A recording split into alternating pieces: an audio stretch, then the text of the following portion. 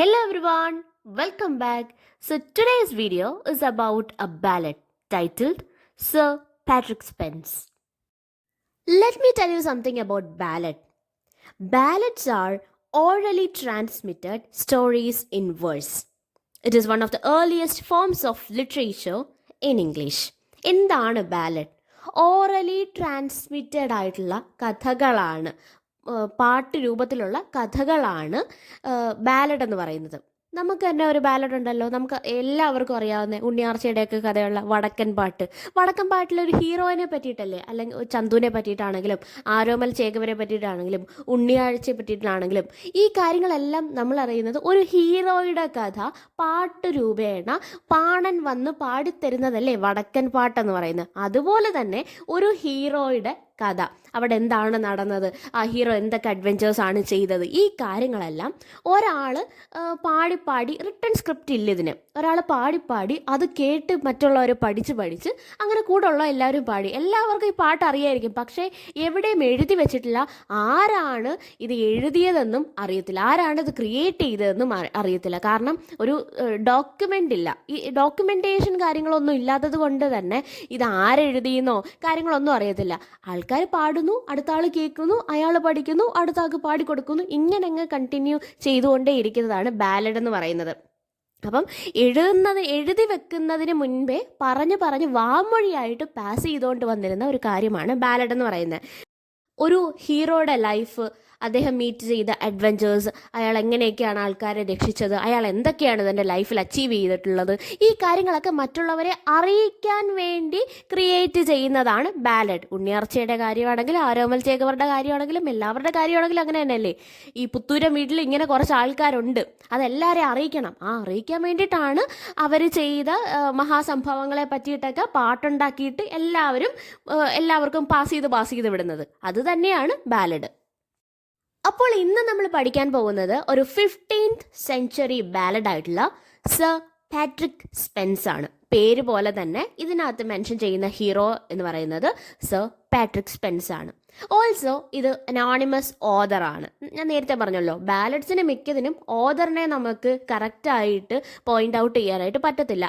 ആരോ ഉണ്ടാക്കി മറ്റുള്ളവർക്ക് പാസ് ചെയ്ത് പോകുന്നു, അത്രേ ഉള്ളൂ.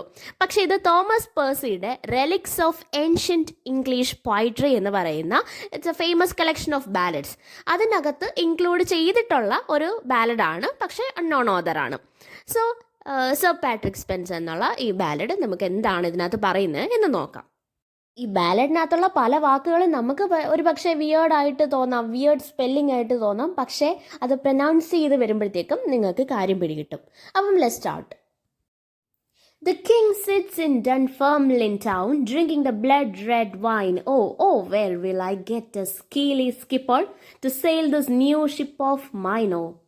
Oh, up and spake an elder knight, sat at the king's right knee. Sir Patrick Spens is the best sailor that ever sailed the sea. ഇതെങ്ങനെയാണ് തുടങ്ങുന്നതെന്ന് വെച്ചാൽ, Scottish city ആയിട്ടുള്ള ഡേൺഫെർമ്ലിനിലെ ഒരു ത്രോണിലിരുന്നുകൊണ്ട് രാജാവ് ഇങ്ങനെ ബ്ലഡ് റെഡ് വൈനൊക്കെ കുടിച്ചുകൊണ്ട് ചോദിക്കുവാണ്, who is the best sailor here? ഇവിടെ ഏറ്റവും ബെസ്റ്റായിട്ട് കടലിലൂടെ സെയിൽ ചെയ്യുന്ന സെയിലർ ആരാണ്? ഓൾസോ നിങ്ങളൊന്ന് ശ്രദ്ധിച്ചേ, അതിനകത്ത് തന്നെ പറയുന്നുണ്ട് ബ്ലഡ് റെഡ് വൈൻ കുടിച്ചിട്ടാണ്. ബ്ലഡ് റെഡ് വൈൻ എന്ന് പറയുമ്പോൾ നല്ല ഡാർക്ക് റെഡ് വൈൻ. റെഡ് എന്ന് പറയുന്ന കളർ രണ്ട് കാര്യങ്ങളെയാണ് കാണിക്കുന്നത്. ഒന്ന് love, second one is danger. അപ്പോൾ ഇതിനകത്ത് ഡേഞ്ചർ ആണോ ലവ് ആണോ എന്നൊരു ക്വസ്റ്റ്യൻ ആദ്യമേ തന്നെ ഇടുന്നുണ്ട്. നമുക്ക് കാണാം എന്താണെന്ന്. അപ്പോൾ എന്തായാലും ഡേൺഫെർമ്ലിൻ ടൗണിലെ ത്രോണിലിരുന്നുകൊണ്ട് നമ്മുടെ രാജാവ് ചോദിക്കുവാണ്, എൻ്റെ പുതിയ ഷിപ്പ് സെയിൽ ചെയ്യാനായിട്ട്, കടലിൽ കൂടെ സെയിൽ ചെയ്യാനായിട്ട് ദ ബെസ്റ്റ് സെയിലർ ആരാണ് അയാൾ? എനിക്ക് അയാളെ വേണമല്ലോ എന്ന്. അപ്പം നൈറ്റ്സിൽ ഒരാൾ രാജാവിൻ്റെ തൊട്ടടുത്ത് റൈറ്റ് നീയുടെ അടുത്ത് തന്നെ ഇരുന്ന് ഇച്ചിരി പ്രായമുള്ള ഒരു നൈറ്റ് വന്നിട്ട് പറയുവാണ്, sir Patrick Spens is the best sailor. ഇതുവരെ കടലിൽ പോയിട്ടുള്ളവരിൽ ദ ബെസ്റ്റ് എന്ന് പറയാൻ പറ്റുന്ന ഒരാളാണ് സർ പാട്രിക് സ്പെൻസ്. അപ്പം രാജാവിൻ്റെ പുതിയ ഷിപ്പ് കൊണ്ടുപോകാനായിട്ട് ഏറ്റവും ക്വാളിഫൈഡ് ആയിട്ടുള്ള സെയിലർ എന്തായാലും സർ പാട്രിക് സ്പെൻസ് തന്നെ ആണെന്നാണ് ഈ എൽഡർലി നൈറ്റ് പറയുന്നത്. Our king has written a bright letter and sealed it with his hand and sent it to Sir Patrick Spens, was walking on the strand. To Norway, to Norway, to Norway over the farm. The king's daughter of Norway, this thou mourn, bring her home. ഈ പ്രായമായിട്ടുള്ള നൈറ്റിൻ്റെ ഉപദേശപ്രകാരം രാജാവ് ആ സ്പോട്ടിൽ തന്നെ ഒരു official letter എഴുതിയിട്ട് സ്വന്തം കൈകൊണ്ട് തന്നെ അത് സീൽ ചെയ്തു. വളരെ ഇമ്പോർട്ടൻ്റ് ആയിട്ടുള്ള ഒരു കാര്യം എന്നുള്ള രീതിയിൽ സ്വന്തമായി തന്നെ സീൽ ചെയ്തിട്ട് മെസ്സഞ്ചറിൻ്റെ കയ്യിൽ കൊടുത്തയച്ചു. ആർക്ക് കൊടുക്കാൻ? സർ പാട്രിക് സ്പെൻസിന് കൊടുക്കാനായിട്ട്. ഈ ലെറ്റർ കിട്ടുന്ന സമയം സർ പാട്രിക് സ്പെൻസ് ഇങ്ങനെ കാഷ്വലായിട്ട് ആ സീഷോറിലൂടെ നടന്നുകൊണ്ടിരിക്കുമായിരുന്നു. ആ ലെറ്ററിനകത്തുള്ള കോണ്ടന്റ് എന്താണെന്ന് വെച്ചാൽ, നോർവേയിലേക്ക് ചെന്നിട്ട്, കടൽ മാർഗം നോർവേയിൽ ചെന്നിട്ട് അവിടുത്തെ രാജാവിൻ്റെ മകളെ തിരിച്ച് സ്കോട്ട്ലൻഡിലേക്ക് തിരിച്ചെത്തിക്കുക എന്ന് പറയുന്ന ഒരു ടാസ്ക്കാണ് ഇവർക്ക് കൊടുത്തിരുന്നത്. അതിനു വേണ്ടിയിട്ടാണ് സർ പാട്രിക് സ്പെൻസിൻ്റെ ഹെൽപ്പ് രാജാവിന് അത്യാവശ്യമായിട്ട് വന്നത്. നോർവേയിലുള്ള പ്രിൻസസിനെ തിരിച്ചു കൊണ്ടുവരിക എന്ന് പറയുമ്പോൾ മേ ബി ചിലപ്പോൾ അവർ ഉദ്ദേശിച്ചത് മാരേജ് ആയിരിക്കാം. മാരേജിന് വേണ്ടിയിട്ട് അവിടുത്തെ രാജകുമാരിയെ ഇങ്ങോട്ട് കൊണ്ടുവരിക എന്ന് പറയുന്ന രീതിയിലും ആയിരിക്കാം. ഇതിനകത്ത് യൂസ് ചെയ്തിട്ടുള്ളൊരു വേർഡാണ് ഫേം. ഫോം എന്നുള്ളതാണ് ഉദ്ദേശിച്ചത്. നമ്മൾ പദയില്ലേ, ഈ കടലിലെ വേവ്സ് ഇല്ലേ, ആ വേവ്സിൻ്റെ കൂടെ ഒരു പദ വരുമല്ലോ, അതിനെയാണ്, സീ വേവ്സിനെയാണ് ഫോം എന്ന് കൊണ്ട് ഉദ്ദേശിച്ചത്.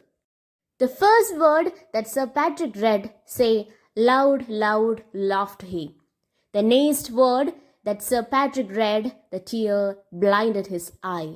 Oh, what is this has done this deed, and told the king or me, to send us out this time of the year to sail upon the sea?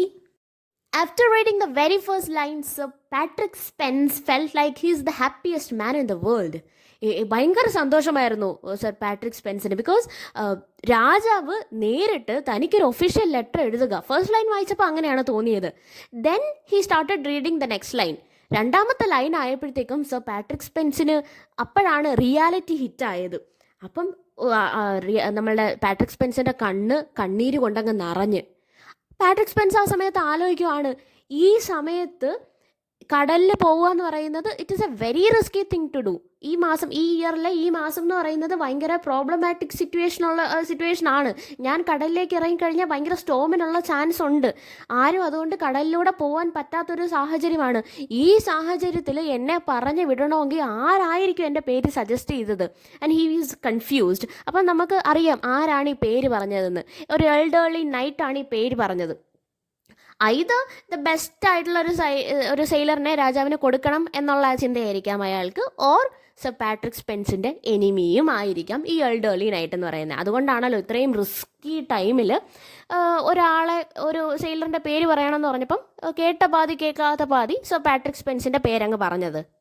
അപ്പം സർ പാട്രിക് സ്പെൻസും ആലോചിക്കുവാണ്, എൻ്റെ പേരിങ്ങനെ suggest ചെയ്യാനായിട്ട് ആരായിരിക്കും ആ suggest ചെയ്തത്? അതും ഈ സമയത്ത് കടലിൽ പോകാമെന്ന് പറഞ്ഞാൽ നമ്മളെല്ലാവരും ഒരു സ്റ്റോമാണ് എക്സ്പെക്ട് ചെയ്തുകൊണ്ടിരിക്കുന്നത്. ആ സമയത്ത് എന്നെ വിടുക എന്ന് പറഞ്ഞാൽ എൻ്റെ മരണം ഏതാണ്ട് ഉറപ്പായെന്നുള്ള രീതിയിലാണ് സർ പാട്രിക് സ്പെൻസ് അങ്ങനെ കരഞ്ഞു തുടങ്ങി. Be it wind, be it wheat, be it haul, be it sleet, our ship must sail the fame, the king's daughter of Norway, this we must fetch her hame.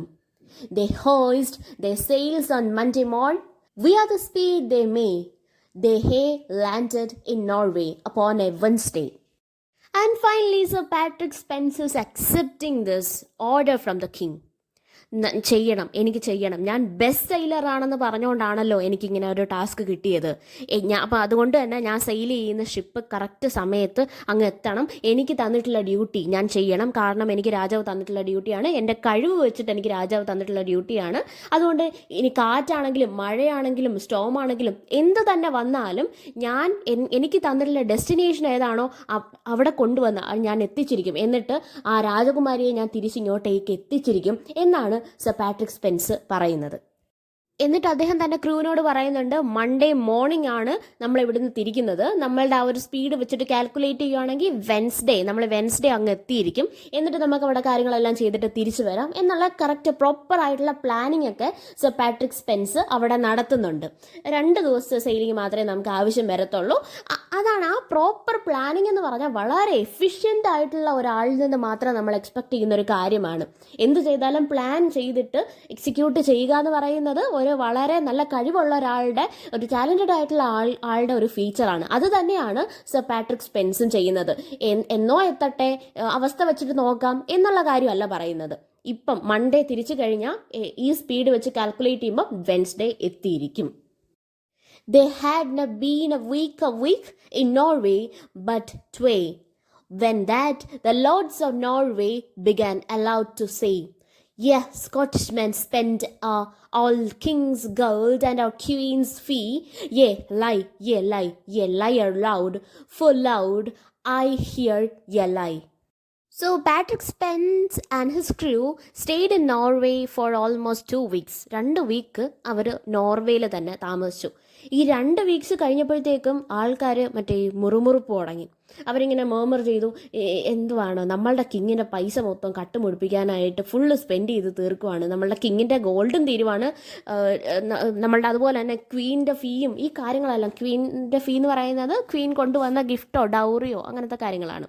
അപ്പം ഇതെല്ലാം കട്ടുമുടിക്കാനായിട്ട് തിന്നു മുടിക്കാനായിട്ട് കുറേ പേര് ഈ Scottish മാൻ എല്ലാം കൂടെ വന്നിട്ടുണ്ട്. നമ്മളുടെ രാജാവിൻ്റെ പൈസ മൊത്തം ഇവർ തീർക്കുവാണ്, ഇവർ പോകുന്നില്ലേ, നമ്മൾ വേണ്ടാത്തൊരു സ്ഥലത്ത്, നമ്മളുടെ വീടല്ലാത്തൊരു സ്ഥലത്ത് കുറച്ച് അധികം നാൾ നിന്ന് കഴിഞ്ഞാൽ വരുന്ന എന്ത് മുറുമുറുപ്പാണോ ആ സെയിം കാര്യം തന്നെയാണ് ഈ സ്കോട്ടിഷ് മെൻ, അവിടെ നോർവേയിൽ ചെന്നിട്ടുള്ള സ്കോട്ടിഷ് മെന്നും കേൾക്കുന്നത്. അവർ 2 ആഴ്ച നിന്നതേ ഉള്ളൂ.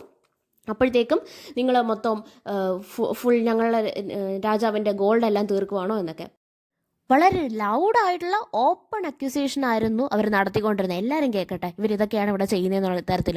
ഇപ്പോൾ ഇതെല്ലാം കേട്ടിട്ട് ഫ്രസ്ട്രേറ്റഡ് ആയിട്ടുള്ള സർ പാട്രിക് സ്പെൻസ് പറയുന്നു, ഇവരെ പറയുന്നതെല്ലാം കള്ളമാണ്, ബേസ്ലെസ് ആയിട്ടുള്ള കാര്യങ്ങളാണ് ഇവർ പറയുന്നതെന്ന് സർ പാട്രിക് സ്പെൻസ് പറയുന്നുണ്ട്. For I brought as much white money as gained my men and me. And I brought half of gold and red gold out over the sea with me. Make ready, my merry men, our good ship sails the morn. Now ever alike, my master dear, I fear a deadly storm. But the truth is that sir Patrick സ്പെൻസും ക്രൂവും കൂടെ നോർവേയിലേക്ക് ചെന്നപ്പം അവർക്ക് spend ചെയ്യാൻ എന്തൊക്കെയാണോ വേണ്ടുന്നത് ആ കാര്യങ്ങൾ, അവർക്ക് ഗോൾഡാണോ കൊണ്ടുപോകേണ്ടത്, ഈ കാര്യങ്ങളെല്ലാം അവർ ക്യാരി ചെയ്തുകൊണ്ടാണ് പോയത്. അവർക്ക് വേണ്ടിയിട്ട് നോർവേ കിങ് സ്പെൻഡ് ചെയ്യേണ്ട ആവശ്യമില്ല എന്നുള്ളതുകൊണ്ട് അഭിമാനികളായ ഇവർ അവർക്ക് വേണ്ടുന്ന കാര്യങ്ങളൊക്കെ കൊണ്ട് തന്നെയാണ് പോയത്. പക്ഷേ അവിടുത്തെ ബാക്കിയുള്ളവർക്ക് അറിയത്തില്ലല്ലോ. അവരിങ്ങനെ ഓരോ കഥ ഒക്കെ അടിച്ചിറക്കി ഇങ്ങനെയാണ് ഇവർ മൊത്തം ഞങ്ങളുടെ രാജാവിൻ്റെ സ്വർണ്ണം എല്ലാം എടുത്തുകൊണ്ട് പോകുന്നു എന്നൊക്കെ പറഞ്ഞിട്ട് മൊത്തത്തിൽ പ്രശ്നമാക്കി. അപ്പം നമ്മുടെ പാട്രിക് സ്പെൻസും ക്രൂവും പറയുവാണ്, ദേ ആർ ലയേഴ്സ്, അവർ കള്ളമാണ് പറയുന്നത്, ഞങ്ങൾക്ക് ആവശ്യമുള്ള കാര്യങ്ങൾ ഞങ്ങൾ കൊണ്ടുവന്നിട്ടുണ്ടായിരുന്നു, എന്നിട്ടാണോ നിങ്ങൾ ഇങ്ങനെ പറയുന്നതെന്ന് പറഞ്ഞിട്ട് സംഭവം രൂക്ഷാവസ്ഥയിലായി. കുറച്ച് നാൾ ഈ സ്റ്റോമൊക്കെ എക്സ്പെക്ട് ചെയ്യുന്നതുകൊണ്ട് കുറച്ച് നാൾ അവിടെ ഇച്ചിരി നാൾ നിന്നിട്ട് വരാം എന്നൊക്കെ വെച്ചിട്ടായിരിക്കണം മേ ബി അവിടെ സ്റ്റേ ചെയ്തത്. അപ്പോഴത്തേക്ക് കാര്യങ്ങളെല്ലാം അപ്സൈഡ് ഡൗൺ ആയപ്പോഴത്തേക്കും സർ പാട്രിക് സ്പെൻസും ക്രൂവും തീരുമാനിക്കുന്നു, ലെറ്റ്സ് ഗോ ബാക്ക്, നമുക്കിവിടെ നിന്നിട്ട് കാര്യമില്ല, നമ്മളിപ്പോൾ സ്വന്തമായിട്ട് സ്പെൻഡ് ചെയ്യാനുള്ള കാര്യങ്ങൾ കൊണ്ടുവന്നാലും ഇവർ പറഞ്ഞു വിടുന്ന റൂമേഴ്സൊക്കെ വേറെ രീതിയിലാണ്, അപ്പം നമുക്ക് തിരിച്ച് നമ്മുടെ നാട്ടിൽ തന്നെ പോവാം, അതാ ബെറ്റർ എന്ന് പറയുന്നിട്ട് ഇവർ തിരിച്ചു പോകാനായിട്ട് റെഡി ആവുകയാണ്. ആ സമയത്ത് തന്നെ സർ പാട്രിക് സ്പെൻസ് പറയുന്നുണ്ട്, നെക്സ്റ്റ് ഡേ മോർണിംഗ് തന്നെ നമ്മളുടെ ഗുഡ് ഷിപ്പിനകത്ത് തിരിച്ചു പോവുകയാണ് ചെയ്യാൻ പോകുന്നത്. ആ ഗുഡ് ഷിപ്പ് എന്ന് പറയുമ്പോഴേ അത്രമാത്രം പ്രൗഡാണ് ഷിപ്പിനെ കുറിച്ച് ഓർത്തിട്ട്. ഓൾസോ അവരുടെ സർവൈവൽ തന്നെ ഡിപ്പെൻഡ് ചെയ്തിരിക്കുന്നത് ഈ ഷിപ്പിനാണ്. അതുകൊണ്ടാണ് അതിന് അത്രയ്ക്ക് ഹൈപ്പ് കൊടുത്തിട്ട് പറയുന്നത്. സോ അടുത്ത ദിവസം തന്നെ നമുക്ക് പോകാമെന്ന് പറയുമ്പോൾ ഒരു ക്രൂ മെമ്പർ പറയുന്നുണ്ട്, മാസ്റ്റർ നമുക്കത് വേണോ, കാരണം ഒരു ഡെഡ്ലി സ്റ്റോമിനെ നമ്മൾ എക്സ്പെക്റ്റ് ചെയ്യുന്നുണ്ട്, കാലാവസ്ഥ ശരിയല്ല, ഞാൻ എന്തൊക്കെയോ ഇതിനകത്ത് കാണുന്നുണ്ട്, ഒമൻസ് ഒക്കെ കാണുന്നുണ്ട്, പ്രശ്നമാവില്ലേ എന്നൊക്കെ ഒരു കാര്യം ഇൻപുട്ട് കൊടുക്കുന്നുണ്ട് സർ പാട്രിക് സ്പെൻസിന്. പക്ഷെ അപ്പോഴും വളരെയധികം പ്രശ്നമായിട്ട് കിടക്കുന്നത് ബാക്കിയുള്ളവർ ഇവരെ പറ്റിയിട്ട് പറയുന്ന കുറച്ച് കാര്യങ്ങളാണ്. ഇവരെ എത്ര പൈസ കൊണ്ടുവന്നെന്ന് പറഞ്ഞാലും എത്ര ഗോൾഡ് കൊണ്ടുവന്നെന്ന് പറഞ്ഞാലും ഇവരെ പറ്റി പറയുന്നത് മറ്റു പല കാര്യങ്ങളുമാണ്. I saw the new moon late yestreen with the old moon in her arm, and if we gang to sea, master, I fear we will come to harm. They had no sail a league but barely 3, when the lift grew dark and the wind blew loud, and gully grew the sea. And one of the crew members said that he had seen something. ഒരു new മൂണിൻ്റെ ഒരു ഇമേജാണ് കണ്ടത്. New മൂണിൻ്റെ കയ്യിൽ old മൂണിനെ പിടിച്ചുകൊണ്ട് നിൽക്കുന്നത്, which is not a good thing. ഒരു bad ആയിട്ടുള്ള ഒരു ഒമനാണ് ഞാൻ അവിടെ കണ്ടത്. Definitely something is coming up. എന്തോ ഒരു സ്റ്റോം ആയിരിക്കാം, അല്ലെങ്കിൽ ഒരു ഡെഡ്ലി എന്തെങ്കിലും ഒരു പ്രശ്നം നമ്മൾ മീറ്റ് ചെയ്യാം. അങ്ങനെ ആ തരത്തിലുള്ള ഒരു ഒമനാണ് ഞാൻ കണ്ടത്. ഇത് ഫോക്ലോറിൽ പൊതുവേ പറയുന്ന ഒരു ഒമനാണ്. ഈ ന്യൂ മൂണിനെ കണ്ടു കഴിഞ്ഞാൽ എന്തോ ഡേഞ്ചറസ് ആയിട്ടുള്ള കാര്യങ്ങൾ വരുന്നുണ്ട് എന്നാണ് അതിനർത്ഥം. സോ ഞാൻ എന്തായാലും ഈ ഒമൻ കണ്ടു, അത് കണ്ടിട്ട് നമുക്ക് പോകണോ എന്നുള്ളൊരു കൺഫ്യൂഷൻ അവിടെ നിലനിൽക്കുന്നുണ്ട്.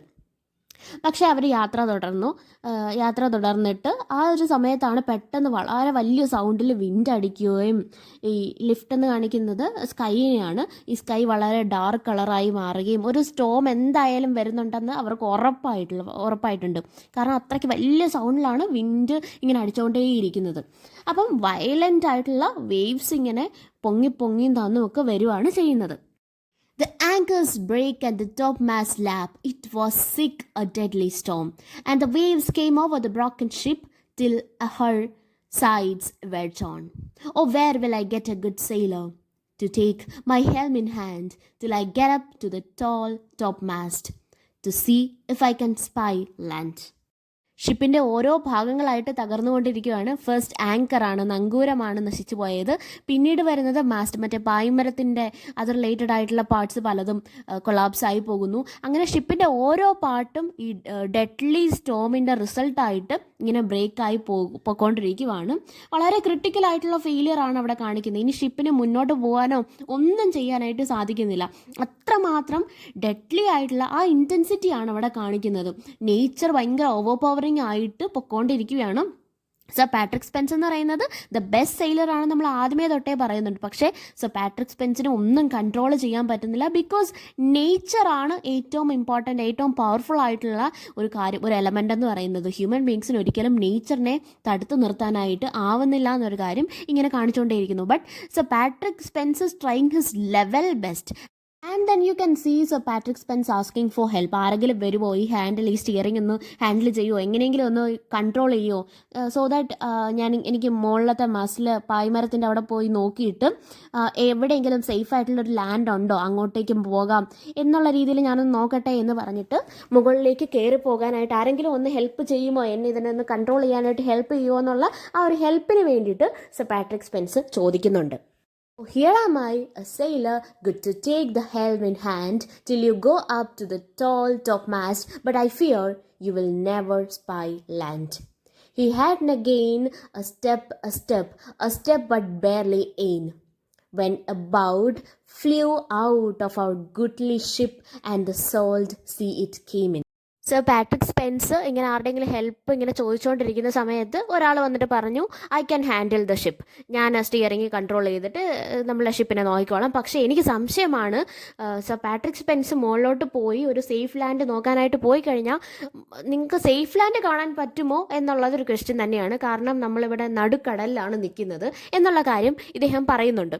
എന്നിട്ടും കുഴപ്പമില്ല, ഞാൻ പോയി നോക്കാം എന്ന് പറഞ്ഞിട്ട് സർ പാട്രിക് സ്പെൻസ് ഇങ്ങനെ ക്ലൈംബ് ചെയ്ത് പോകുന്നു. പക്ഷേ 2-3 അടി വെച്ചില്ല. അതിന് മുൻപേ ബോട്ടിൻ്റെ ഒരു ഭാഗം തകർന്ന് വെളിയിലോട്ട് പോവുകയും കടലിലെ ഉപ്പുവെള്ളം മൊത്തത്തെയും ബോട്ടിലേക്ക് ഷിപ്പിലേക്ക് ഇരിച്ച് കയറുകയും ചെയ്യുകയാണ് ചെയ്യുന്നത്. ഷിപ്പിലേക്ക് ഇരച്ചിങ്ങനെ കയറുവാണ്. അതായത് ഏറെക്കുറെ അവരുടെ കാര്യത്തിൽ ഒരു തീരുമാനമായെന്നുള്ള രീതിയിൽ ഇരച്ച് കയറുവാണ് ഈ sea water.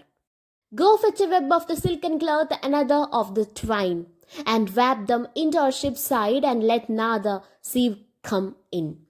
They fetched a web of the silken cloth, another of the twine, and they wrapped them round the good ship's side, but still the sea came in. So Sir Patrick Spence is instructing his crew members to fetch some silk cloths so that he can tie the silk cloth around these broken pieces of the ship. അവിടെ ഇവിടെയും പൊട്ടിയ വിടവുകളിനകത്ത് ഈ silk cloth വെച്ചിട്ട് cover up ചെയ്താൽ ഒരു പക്ഷേ ഈ കടൽ വെള്ളം ഉള്ളിലേക്ക് ഇരച്ചു കയറുന്നത് തടയാനായിട്ട് പറ്റും എന്നാണ് സർ പാട്രിക് സ്പെൻസ് ഉദ്ദേശിക്കുന്നത്. ഒന്ന് ആലോചിച്ച് നോക്കിയേ, സിൽക്ക് ക്ലോത്ത് എടുത്തുകൊണ്ട് വരാനാണ് പറയുന്നത്. കാരണം ക്രൂ മെമ്പേഴ്സ് എന്ന് പറയുന്നത് റോയൽ ഫാമിലിയുള്ള ആൾക്കാരാണ്. ഇവിടെ മൊത്തം നോബിളായിട്ടുള്ള നൈറ്റ്സും കാര്യങ്ങളും ഒക്കെ ആയിട്ടുള്ള നോബിൾസും ഒക്കെയാണ് ആ ക്രൂ മെമ്പേഴ്സ് എന്ന് പറയുന്നത്. അപ്പോൾ ഇവരുടെ കയ്യിൽ ഇതൊക്കെ കാണത്തുള്ളൂ. അതൊക്കെ എടുത്തുകൊണ്ട് വരൂ. വളരെ ഓർഡിനറി ആയിട്ടുള്ള ഒരു ജോബ് ചെയ്യാനായിട്ട് സിൽക്ക് ക്ലോത്ത്സ് ക്ലോത്താണ് അവിടെ യൂസ് ചെയ്യുന്നത്. അവരുടെ കയ്യിൽ അത് മാത്രമേ ഉള്ളൂ. ആ സിൽക്ക് ക്ലോത്തിന് വളരെ വാല്യുബിൾ ആയിട്ടുള്ള ആ സിൽക്ക് ക്ലോത്ത് വെച്ചിട്ട് ഈ ഓട്ട അടയ്ക്കുകയാണ് അവിടെ ചെയ്യുന്നത്. അപ്പം ഒന്ന് ആലോചിച്ച് നോക്കിയേ, എന്തുമാത്രം ഒരാവശ്യമാണ് അവിടെ വരുന്നതെന്ന്. ഈ സിൽക്ക് ക്ലോത്ത് എടുത്ത് ട്വൈൻ വെച്ചിട്ട് ഇങ്ങനെ കെട്ടിയിട്ടും പക്ഷെ അത് രക്ഷിക്കാനായില്ല. ആ ഷിപ്പിൻ്റെ ആ വിടവിലൂടെ ആ സീ വാട്ടർ ഇങ്ങനെ ഇരച്ചു കയറി വരുവാണ്. ഭയങ്കര കൂടുതൽ ഇൻറ്റൻസിറ്റിയിൽ ഇരച്ചു കയറി വരുവാണ് അവിടെ ചെയ്തത്. Oh, late, late were our good Scot lord to weed their cock-heeled shoon, but lang or aye, the play was played. They waxed their heads aboon, and money was the feather bed that fluttered on the fame, and money was the good lord's son that never mere came hame. വളരെ expensive ആയിട്ടുള്ള തങ്ങളുടെ cork healed ആയിട്ടുള്ള shoes ഒന്നും വെള്ളം നനയ്ക്കാൻ പോലും താല്പര്യപ്പെടാതിരുന്ന ഒരു കൂട്ടം ലോഡ്സ് ആയിരുന്നു ഇതിനുള്ളിലുണ്ടായിരുന്നത്. കുറച്ച് കഴിഞ്ഞപ്പോഴത്തേക്കും അവരുടെ തലയറ്റ്, അവരുടെ വളരെ എക്സ്പെൻസീവ് ആയിട്ടുള്ള ഹാറ്റ് വരെ വെള്ളത്തിൽ ഇങ്ങനെ പൊങ്ങിക്കിടക്കുന്നു. അതാണ് ഐറണിയാണ് അവിടെ കാണിക്കുന്നത്. ഒരു സമയത്ത് അവരവരുടെ ഷൂസിനകത്ത് പോലും ഇച്ചിരി വെള്ളം പറ്റിക്കാതെ ഇച്ചിരി വെറ്റാക്കാനായിട്ട് വിസമ്മതിച്ച ആൾക്കാരുടെ വളരെ എക്സ്പെൻസീവ് ആയിട്ടുള്ള ഹാറ്റാണ് ഇപ്പം വെള്ളത്തിൽ പൊങ്ങിക്കിടന്നുകൊണ്ടിരിക്കുന്നത്.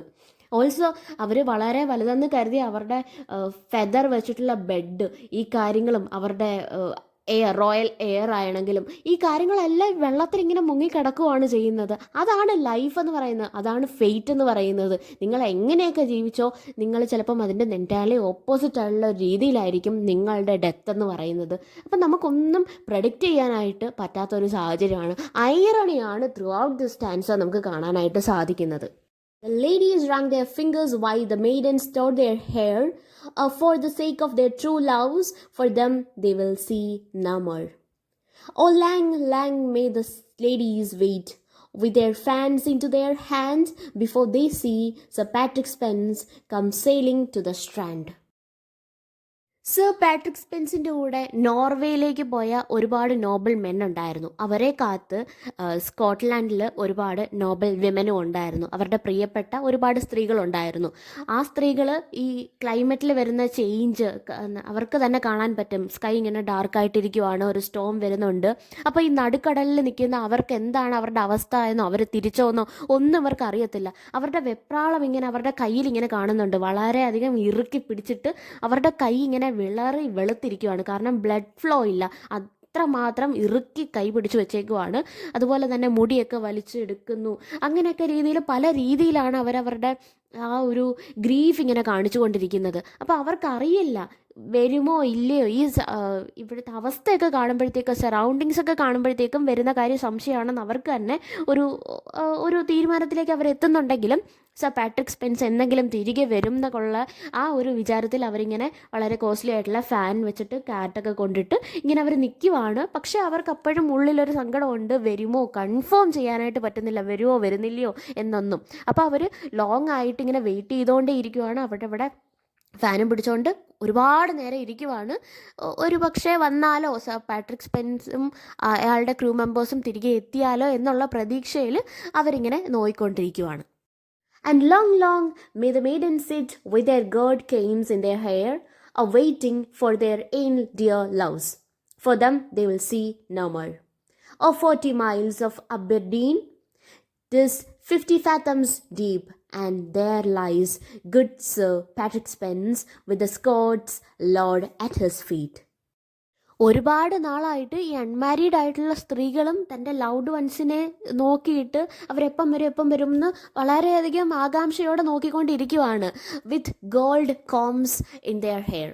അവരുടെ ഹെയറിൽ ഗോൾഡൻ കളറിൽ അല്ലെങ്കിൽ ഗോൾഡ് വെച്ചുണ്ടാക്കിയ കോമ്പൊക്കെ വെച്ചിട്ട് അവരിങ്ങനെ നോക്കിയിരിക്കുന്നത്. അത്രമാത്രം മെറ്റീരിയലിസ്റ്റിക് ആയിട്ടുള്ള ഒരു ഗ്രൂപ്പാണ് അവർ. അപ്പം അവർ പോലും തൻ്റെ ലൗഡ് വൺസിന് വേണ്ടിയിട്ട് ഇങ്ങനെ വെയിറ്റ് ചെയ്തിട്ടിരിക്കുവാണ്. പക്ഷെ അവരറിയുന്നില്ല, അവർ ഈ പ്രതീക്ഷിച്ച് ഇന്ന് വരും നാളെ വരും എന്ന് പറഞ്ഞ് പ്രതീക്ഷിച്ച് നിൽക്കുന്ന അവരുടെ പ്രിയപ്പെട്ടവർ ഒരു കാരണവശാലും തിരികെ വരില്ല എന്നുള്ള കാര്യം.